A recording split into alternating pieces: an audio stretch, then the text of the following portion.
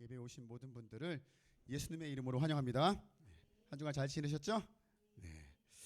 우리 각자의 삶 가운데 많은 일들이 있으셨을 텐데요. 우리는 다 알지 못하지만 하나님께서는 여러분들의 삶을 다 아시고 또 여러분들이 다시 회복하고 일어설 수 있도록 힘주시는 분이심을 여러분들 믿으시기 바랍니다. 자, 오늘 우리가 읽은 본문 말씀을 딱 읽는 순간 우리는 두 가지 반응을 하게 돼요.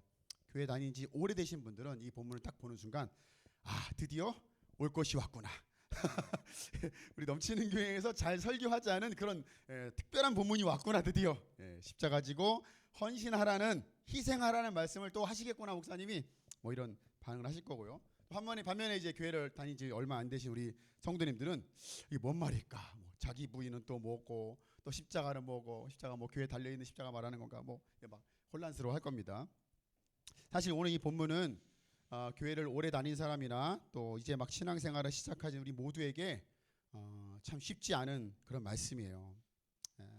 예수님은 왜 하필 우리에게 이렇게 예수 믿으면 잘 된다 너희들, 예수 믿으면 행복하다 뭐 이렇게 얘기하시지 않으시고 왜 자기를 부인하고 십자가를 따르라는 이 어려운 말씀을 우리에게 하신 걸까요?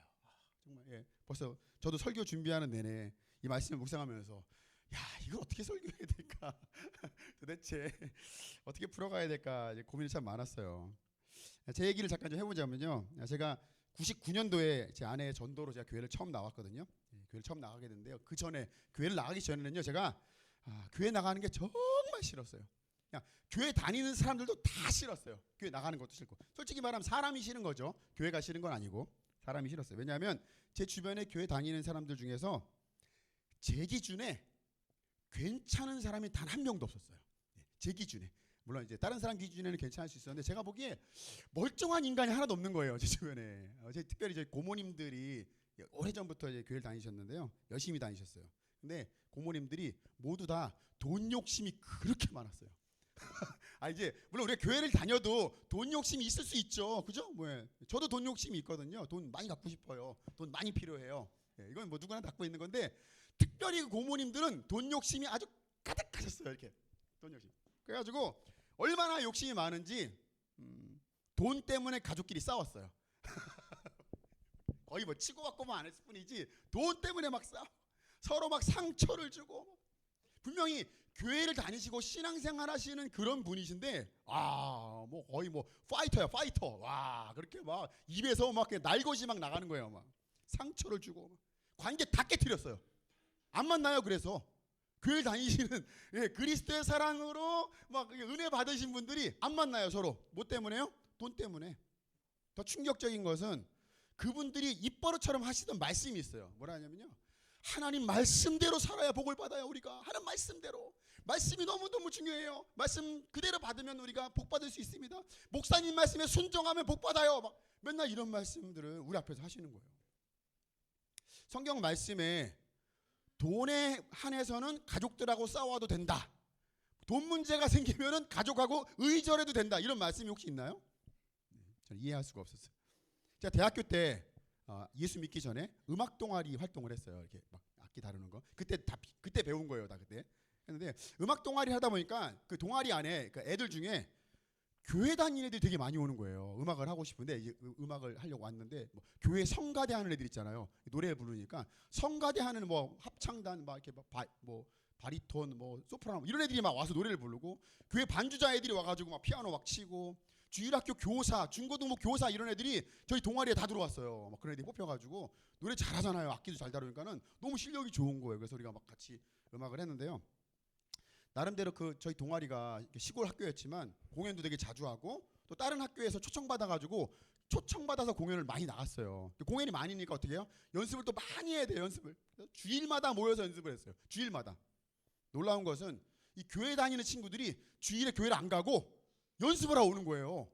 나는 니네도 교회 안 가냐 그랬더니 연습이 되게 중요하기 때문에 걔들이 되게 관종이었나 봐. 이렇게 그런 거 되게 좋아했나 봐. 가지고 주일날 교회를 안 가고 연습하러 다 일찍 나오는 거야. 연습 막 하고 하루 종일 연습한 다음에 또 집에 안 가고 남아가지고 저하고 밤새 술을 마셨어요. 걔들하고 같이. 누구하고요? 교회 다니는 그 친구들하고 밤새 술 마셨어요. 중고등부 교사랑 주일학교 교사가 술을 얼마나 잘 마시는지 몰라요. 말술을 마시는데 애들이 제가 그 친구들한테 그랬어요. 야, 너희들 교회에서 애들 막 가르치고 뭐 그러는데 술 먹으면 안 되는 거 아니야? 니네 교회 성가대라며 술 먹으면 안 되는 거 아니야? 제가 그냥 그 당시에 이제 생각으로 그런 거 아니야 물어봤더니 그 친구들이 뭐라고 하냐면 어차피 걔들도 다 크면 마셔. 성가대에서도 다 술 마셔. 우리 저 부장 집사님 다 술 마셔. 라고 말하는 거예요. 그 내가 그래서 원래 교회 다니면 그렇게 하는 거구나 그냥.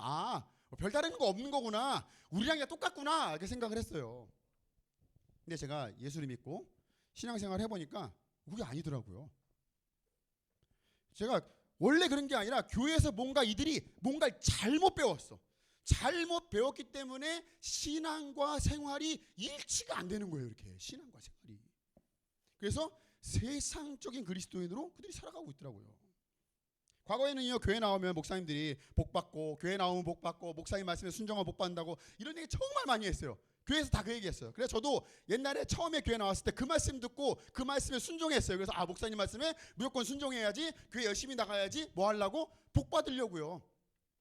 열심히 신앙생활 했어요. 근데 제가 신학을 하고 이렇게 성경을 읽다 보니까 성경 어디에도 교회를 나가면 복을 받고 목사님 말씀에 순종하면 복을 받는다라는 말씀이 없는 거예요. 제가 아무리 찾아봐도.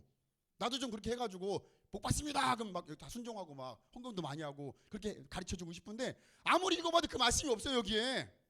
성경을 읽어보면요, 우리가 예수를 믿는다는 것은 신분이 바뀌는 거고 삶의 방향이 바뀌는 거고 세상적인 관점에서 봤을 때 고난의 길로 가는 게 그리스도인의 삶이라고 성경은 가르치고 있어요. 자, 지금 벌써 제가 이렇게 말하니까 여러분들 굉장히 지금 표정이 어두워지잖아요. 그죠? 이렇게 성경에서 말하고 있는데 이걸 가르치면은 여러분들 이 표정처럼 사람들이 불편해해요. 그죠? 그렇지 않아도 내 인생 자체가 고난 자체고 막 지금도 일주일 내내 고난 당하다가 왔는데 교회까지 왔는데 교회에서도 또 고난을 감당하라고 하니까 얼마나 듣기 싫어 이 말씀이. 그죠? 듣기 싫잖아요. 나도 전하기 싫어요. 싫어하니까 목사님들이 주에 열심히 주일날 나와가지고 봉사하고 전도 많이 하고 기도 많이 하면 복 받는다라는 성경에도 없는 기복설교를 하는 거죠. 그래서 예수님을 따르는 그리스도인이 아니라 복을 따르는 종교인으로 다 만들어버렸어요. 꽤 오래된 얘기죠.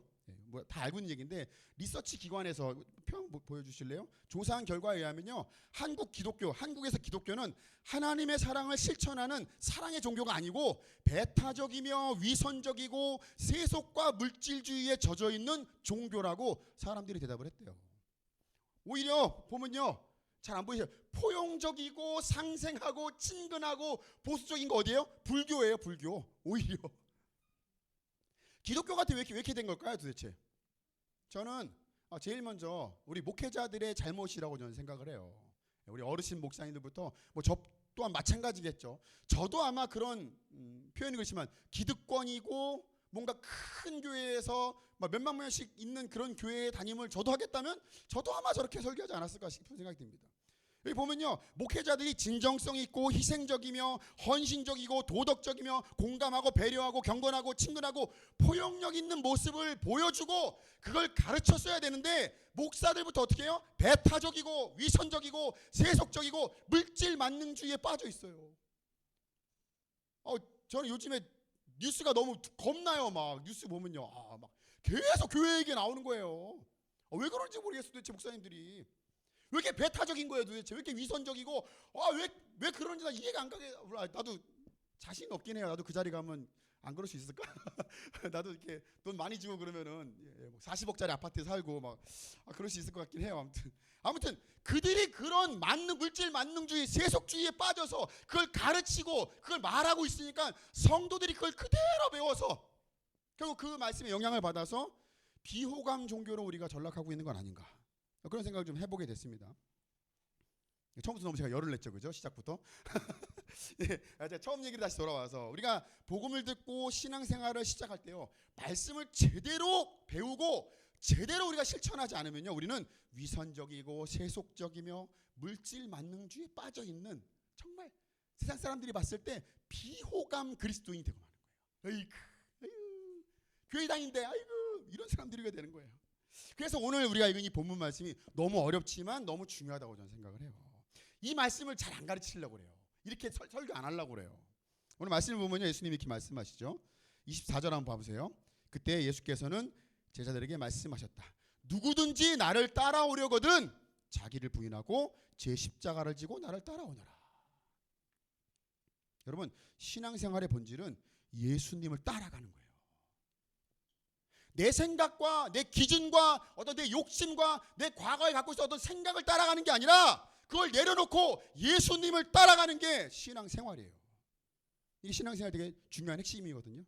내 생각과 내 기준과 욕심을 그대로 따라가면서 예수님을 따라갈 수는 없어요. 왜냐하면 내 생각에 따라가는 길, 내가 갖고 있는 어떤 고정관념과 고집을 따라가는 길과 예수님을 따라가는 길은 정반대의 길이기 때문에 그래요. 이런 말씀을 가르치고 이런 말씀을 성도들이 적용할 수 있도록 도와줘야 되는데 이런 말씀을 안 가르쳐주고 어떤 말씀을 하나님 믿으면 복 받는다, 뭐 교회 나오면 자식이 잘 된다, 전도 많이 하면 복 받는다, 뭐 목사님 말씀에 순종하면 복 받는다, 말도 안 되는 걸 막 가르친 거예요. 성경에도 없는 기복주의 신앙을 가르치고 그 말씀을 또 성도들이 하나님의 말씀을 또 오해해가지고 자기 삶에 막 적용하는 바람에 세속적인 그리스도인들이 많이 양산됐다고 저는 생각을 합니다. 그래서 예수님이 오늘 이 말씀을 하신 것 같아요. 그럼 예수님은 왜 자신을 따르려면 자기를 부인하고 십자가를 지고 따라가라고 말씀한 걸까요? 제가 2주 전에도 이 설교를 했지만 예수님이 제자들에게 물어보시죠. 너희는 나를 누구라고 부르냐? 이렇게 물었더니 베드로가 뭐라고 대답해요? 주는 그리스도시요 살아계신 하나님의 아들이십니다 라고 대답을 하죠. 그러니까 예수님은 단순히 랍비나 선지자가 아니라 하나님의 아들이시고 또 메시아이시고 그리스도이십니다 라고 베드로가 근사한 신앙 고백을 쫙 해요. 그런데 그 고백을 예수님이 들으시고 뭐라고 그래요? 그래 바요나 시모나 내가 복이 있다. 너는 베드로다. 내가 이 반석 위에 너의 그 신앙 고백 위에 내 교회를 세우리니 음부의 권세가 이기지 못하리라. 예수님 말씀하세요. 어떤 거에? 그 신앙 고백 위에 교회를 세우겠다고 했어요. 이 고백하신 다음에 예수님이 갑자기 말씀하세요. 내가 예루살렘으로 가서 고난을 받을 거야. 그리고 죽임을 당할 거라고 충격적인 고백을 갑자기 해요. 그랬더니 이 말을 들은 베드로가 뭐라고 대답을 하죠? 주님 안 됩니다. 절대로 안 됩니다. 죽으시다니요. 메시아가 죽으시다니요. 왜 고난을 받으십니까? 절대 안 됩니다. 그건 내 생각과 다릅니다. 이렇게 말해요. 내 생각과 다릅니다. 내 생각에 예수님 왕 되시면은 내가 그동안 예수님 따라다니면서 고생하고 희생하고 수고했던 이 모든 거를 보상받아야 되는데 고난 받으시면 나는 어떡합니까? 내 생각하고 다릅니다. 고난은 안 됩니다. 뭐 이렇게 말한 거예요. 그 말을 예수님이 들으시고 대답을 하신 게 오늘의 본문인 거죠. 이 얘기를 좀 우리 얘기를 좀 풀어보면 우리가 복음을 듣죠. 복음을 듣고 예수님의 개인의 구주를 영접한 다음에 우리 나와가지고 신앙 고백하잖아요, 그죠? 내가 죽을 죄인이었는데 하나님께서 날 살려주시고 신앙 고백하고 막 침례받죠. 하나님께서는 저와 여러분들의 그 신앙 고백 위에 교회를 세우시는 줄로 믿습니다. 그러니까 내 안에 성령 하나님이 그때부터 내주하시면서 내 몸이 하나님의 성전이 되는 거예요. 우리 날마다 예수의 피를 의지해서 주님과 담대하게 교제할 수 있는 교회가 되는 거예요. 교회. 우리가 교회가 되는 거예요. 교회는 주인이 누구예요? 하나님이 주인이시죠. 그러면 누구 말 들어야 돼요?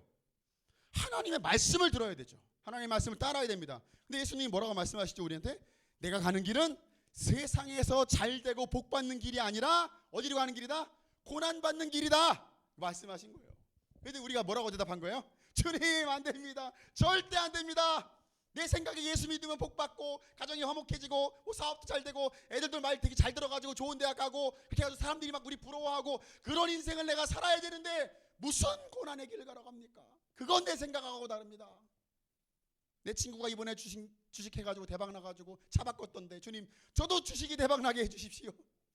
간절한 기도 제목이 있는데 이거 응답해 주시기만 하면 제가 헌금도 많이 하고 예배도 열심히 나오고 교사 런신하고 뭐 이게 막 이런 거 막 대가 막 치른다고 고난 없게 해주십시오 막 이런 거 막 기도를 하는 거예요.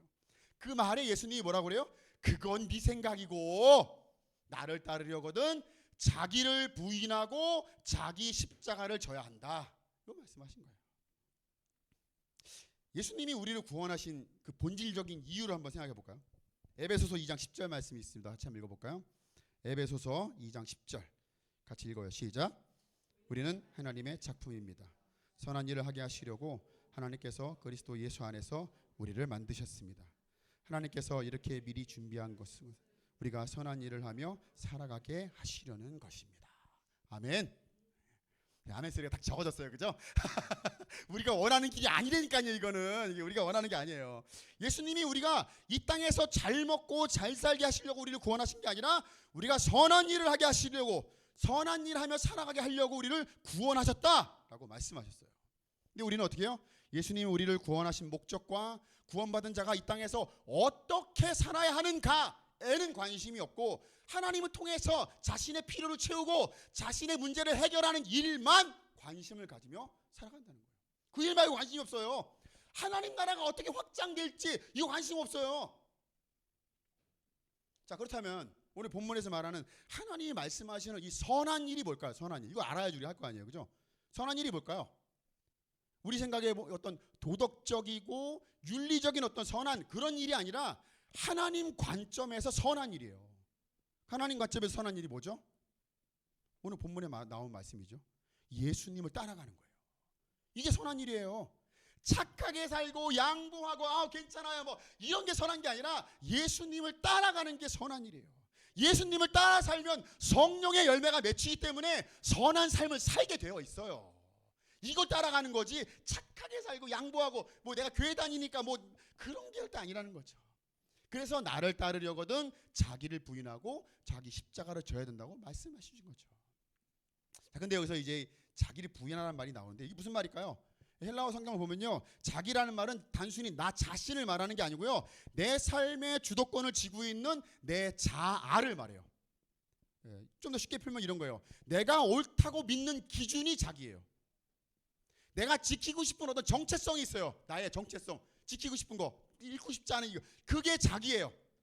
어떤 상처받기 싫은 내 안에 방어 기제가 있어요. 이거만큼은 내가 양보할 수 없어. 그게 자기예요.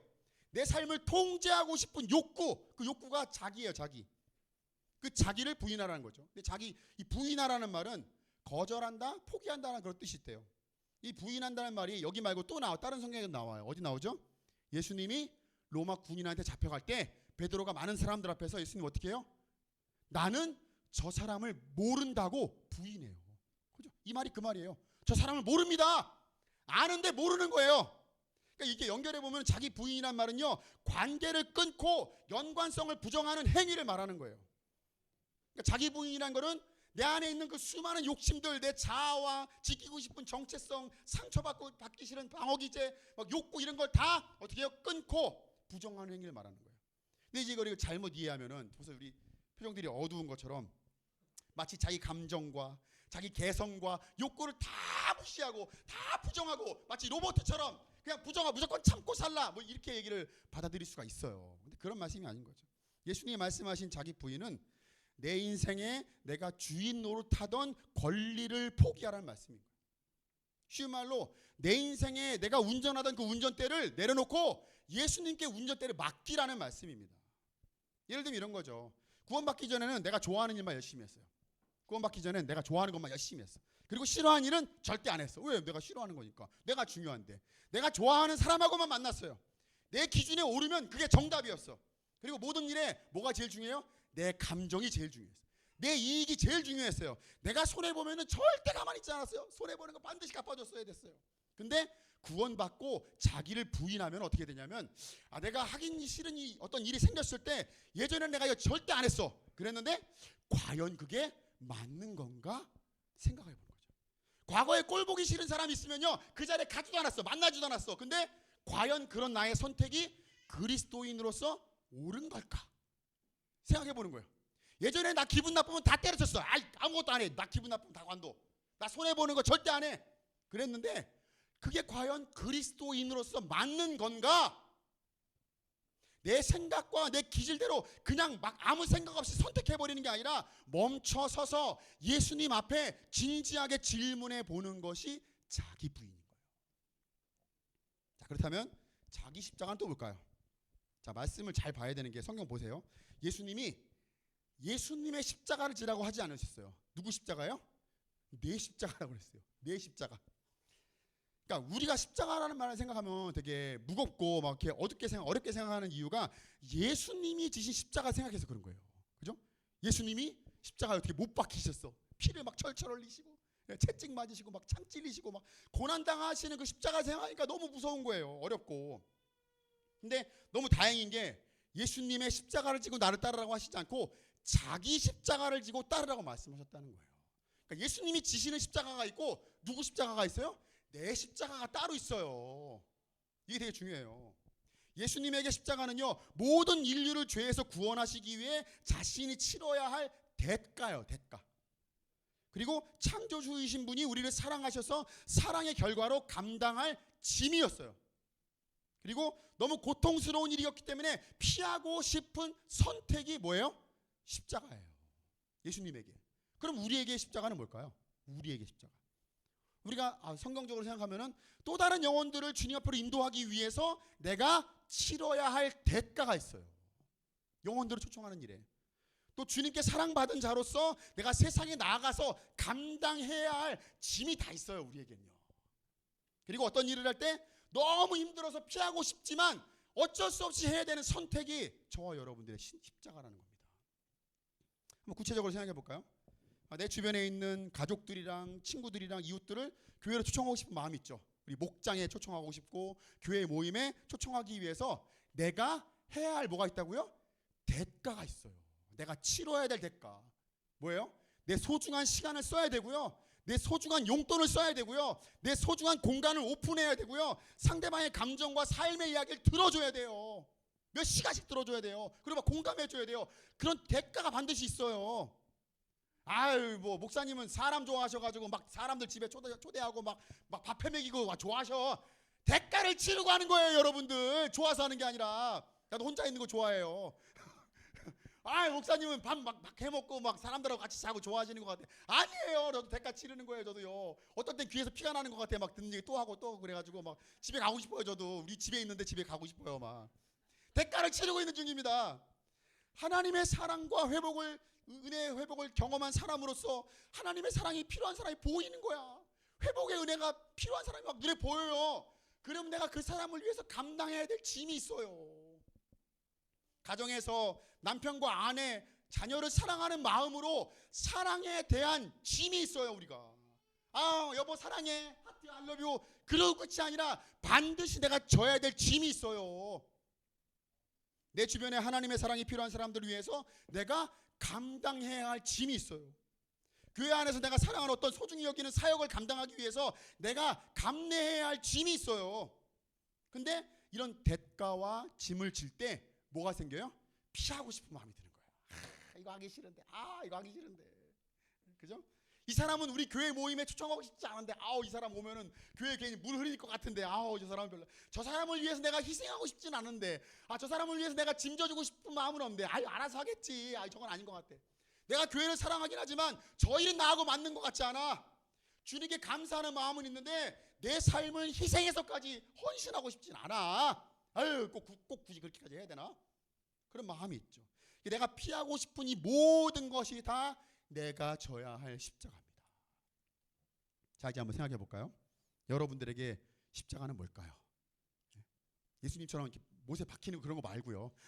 여러분들이 감당해야 될 대가와 누군가를 위해서 져야 할 짐과 하기 싫지만 해야 되는 그 선택들. 지금 설명한 이 대가와 선택 같은 이 십자가는 저와 여러분들이 할 수 있는 일이 아니에요. 그래서 뭐가 필요해요? 자기 부인이 그래서 먼저 필요한 거예요. 자기 부인 없이는 십자가를 질 수가 없습니다. 자기 부인이 뭘까요? 아까 말씀했죠. 심재혁이라는 한 사람이 한 사람의 어떤 인격과 성품과 기질로 살아가는 것을 어떻게 하는 거예요? 포기하고 예수님의 인격과 성품을 따라 살겠다고 결단하는 거예요. 원래 이 심재혁이라는 사람은 희생하고 섬기는 일을 하지 못하는 사람이에요. 근데 예수님 때문에 영혼들을 섬기기로 결단한 것뿐이에요. 그래서 감당하고 있는 거예요. 원래 제 성향은 나밖에 모르는 성향인데 예수님 때문에 한 영혼에게 관심을 갖고 그를 위해서 기도하고 사역하기로 결단한 거예요. 원래 사람 좋아하시나 봐. 이렇게 외향적이시고 그러신 것 같아. 아니에요. 저도 결단한 거예요. 저 십자가 지고 있는 거예요. 예수님처럼 십자가 지고 피 흘리고 고난받는 삶을 살라는 게 아니라 내 삶의 주도권을 십자가 앞에 내려놓고 내 성품이 아니라 예수님의 성품을 따라 살아보라는 것이 자기를 부인하고 자기 십자가를 지고 예수님을 따르라는 말씀이죠. 만약 여러분들이 신앙생활을 하면서 어떤 선택을 할 때마다 순간적으로 예수님이라면 이거 어떻게 하셨을까? 예수님이라면 이거 어떻게 하셨을까? 멈추고 계시다면 여러분들은 지금 자기 부인을 실천하고 있는 중이에요. 만약 여러분들이 누군가를 위해서 대가를 치르고 있고 누군가의 짐을 대신 져주고 있고 하기 싫은 일이지만 억지로 감당하고 있다면 여러분들은 지금 뭐 하고 있어요? 자기 십자가를 지고 있는 중이에요. 근데 만약에 여러분들이 누군가를 위해서 대가를 치르지도 않고 남의 짐을 져주지도 않고 희생하지도 않고 헌신하고 있지 않다면 여러분들은 지금 십자가 없는 종교인으로 신앙생활을 하고 있는 겁니다. 수많은 그리스도인들이 자기 부인과 자기 십자가 없이 자기 생각과 자기 욕심대로 따라 살았어요. 욕심을 따라 살았어. 그래서 결국 오늘날 한국 교회가 세상 사람들에게 비호감의 종교로 낙인 찍히게 된 거예요. 자기 욕심대로 살아서요. 마태복음 5장 13절에 예수님 말씀하십니다. 우리 같이 한번 읽어보겠습니다. 마태복음 5장 13절입니다. 시작. 너희는 세상의 소금이다. 소금이 짠 맛을 잃으면 무엇으로 그 짠 맛을 되찾게 하겠느냐. 짠 맛을 잃은 소금은 아무데도 쓸 데가 없으므로 바깥에 내버려서 사람들이 짓밟을 뿐이다. 아멘. 너희는 세상의 소금이다. 소금이 짠 맛을 잃으면 무엇으로 짠 맛을 내겠느냐. 맛을 잃은 소금은 쓸 데가 없어서 어떻게 돼요? 그걸로 끝나는 게 아니고 바깥에 버려져서 예수님께 혼난다가 아니라 사람들이 짓밟는다예요. 사람들이. 예수님이 야 너 왜 그랬어? 왜 맛을 잃었어가 아니라 사람들이 짓밟는다니까요. 한국 교회가 그리스도의 향기를 내뿜고 세상에서 빛을 내야 되고 맛을 내야 되는데 맛을 잃어버려서 사람들에게 짓밟히고 있는 거예요. 우리들도 마찬가지죠. 사실 한국 교회를 비판하기 전에 내가 그리스도인으로서 맛을 잃으면 오늘 말씀처럼 자기를 부인하지 않고 십자가를 지지 않으면 우리는 맛을 잃은 소금과 같이 될 겁니다. 우리도 조만간 사람들에게 저 사람은 교회 다닌대. 근데 우리랑 다를 게 없던데? 저 사람 교회 다니는데 교회 다녀 저 사람? 몰랐어. 왜 티가 안 나 교회 다니는지. 똑같아 우리랑. 이런 얘기를 들을지도 모릅니다. 우리도. 결론입니다. 로마서 8장 17절 18절을 읽고 함께 말씀을 마치겠습니다. 중요한 결론을 나누겠습니다. 로마서 8장 17절 18절입니다. 시작. 자녀이면 상속자이기도 합니다. 우리가 그리스도와 함께 영광을 받으려고 그와 함께 고난을 받으면 우리는 하나님이 정하신 상속자요 그리스도와 더불어 공동 상속자입니다. 현재 우리가 겪는 고난은 장차 우리에게 나타날 영광에 견주면 아무것도 아니라고 나는 생각합니다. 아멘. 이제 하이라이트 제일 중요한 말씀이 나왔어요. 우리가 정말 잊지 말아야 될 이 말씀이요.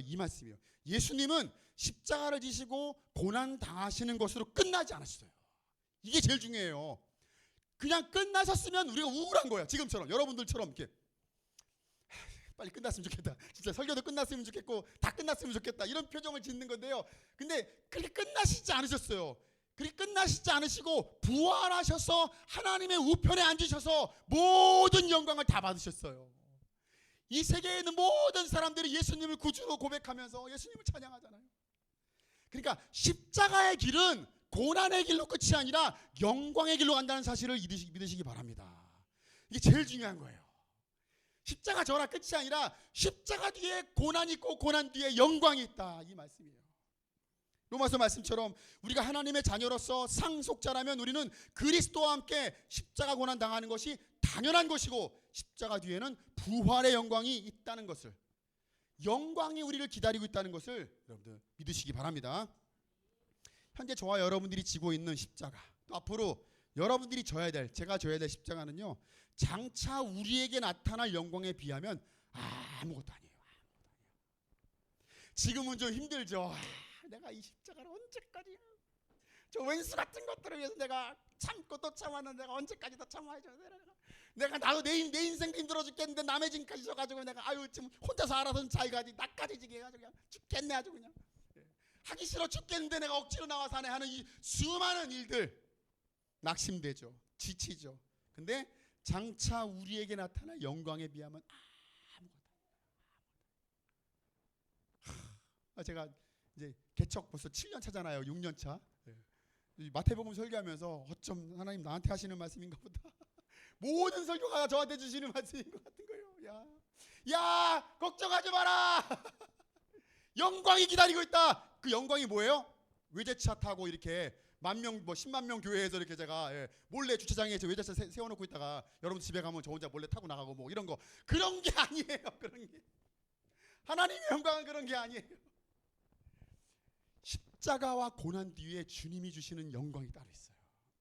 그거에 비하면 아무것도 아니에요. 이거는 아무것도 아니야. 이거는 아무것도 아니고요. 그래서 예수님이 뭐라 그래요? 너도 나처럼 십자가 지고 고난 받아라 이렇게 말씀하시지 않으시고 어떻게 해요? 내가 져야 할 십자가 지고 나를 따라와라 그래요. 나를 따라와라. 이 말씀을 바꿔서 말하면 이런 말인 거예요. 내가 너를 위해 고난의 십자가 다 졌으니까 너는 그 은혜 안에서 나와 함께 영광의 길로 가자. 이게 주님의 말씀인 거예요. 영광의 길로 가자. 세상에서 볼 때는 고난의 길인 것 같지만 내가 너를 영광의 길로 인도할 거다. 은혜의 길로 우리를 초대하는 말씀인 거죠. 그러니까 이 십자가를 지고 주님 따르라는 말은 고난의 길을 가라는 말이 아니라 영광의 길로 가라는 예수님의 초청의 말씀이었다는 사실을 기억하시기 바랍니다. 우리가 자기를 부인하고 십자가를 질 때 하나님은 우리를 영광의 길로 인도하실 거예요. 나는 아무것도 아닌데 하나님께서 나를 사용하셔서 이 비천한 나를 통하여서 복음이 전해지게 해주셨다고, 나를 통해 선한 영향력이 나타나게 해주셨다고, 하나님이 나를 높여주셨다고 간증하게 하실 줄로 믿습니다. 이것이 하나님이 말씀하시는 그리스도인의 삶이에요. 이번 한 주간도 이 말씀을 묵상하시면서 우리가 지고 있는, 여러분들이 지금 지고 있는 현재 십자가 고난들이 있죠. 내가 지고 있는 이 짐들이 있어요. 선택들이 있어요. 어쩔 수 없이 하는 이 수많은 것들이 있습니다. 이 십자가 고난 뒤에 영광이 있음을 기억하시면서 나를 영광의 길로 초대하시는 그 예수님의 초대에 응답하시는 우리 모두가 되시길 예수님의 이름으로 축복합니다. 같이 기도할까요?